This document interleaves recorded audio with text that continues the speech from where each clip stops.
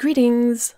In this video, we're gonna take a look at a set of neon watercolors from Rubens. This set has 14 colors with a strong focus on oranges, pinks, and purples. They come in this really pretty box, which helps make this a really nice gift idea. I started by putting some of the paint to dry in a palette. I prefer to paint swatches from dry watercolor because that allows me to check out the rewettability at the same time. I filled the chart that came with the paints, and I also made a chart myself with a small square of black paper so I could see how these look over a dark background. The paints rewet well and they made for a smooth application on both swatching papers. Most of the paints are visible on dark paper, which can be interesting if that's part of your project. I also used my UV light to check out just how much these glow under UV light. Some of the colors are very reactive, while some others are not reactive at all. For example, the two blue have no UV reaction whatsoever.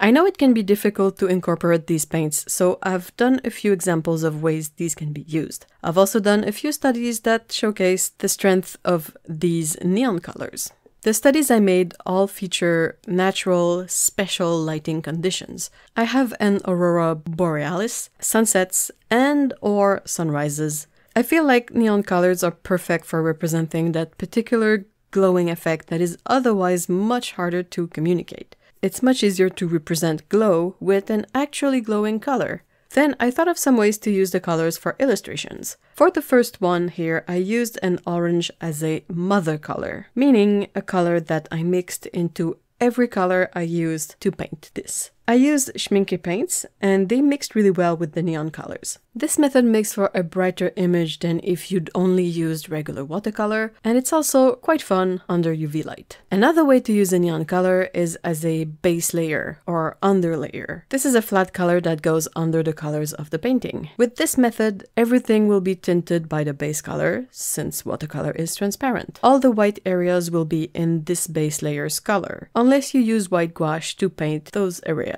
White gouache is never perfectly opaque, so you'll still get some of your base color that shows through. Then I did two variants of the same idea, which is to use the neon colors as accent colors. For the first example, I used regular colors for the whole of the cats, but the eyes. This way, under UV light, it looks like the cats have their laser eyes on. The second example is more stylized, but I also used the neon colors as accent for the eyes and the fur patterns. I painted everything else in black and white. Overall, this is a really fun set. With 14 colors, 12 of which that glows, it's the most complete neon color set I've seen so far. The paint works well, and I enjoyed painting with these. I can think of various fun ideas for neon paints like these, whether on their own or combined with regular paints. The fact that these paints are so bright and that they will glow under UV light, I feel it's a really inspiring aspect of the neon colors. They will not be light fast because, as usual, all the neon stuff, we know it's not light fast. But that doesn't make it any less fun, and I like to go by the idea that nothing lives forever, so that applies to paint as well. What do you think? Do these paints inspire you? Do you think they'd be a fun set to give or to receive? Let me know in the comments below. Thank you very much for watching, and thank you Rubens for sending me this really fun set. Take care,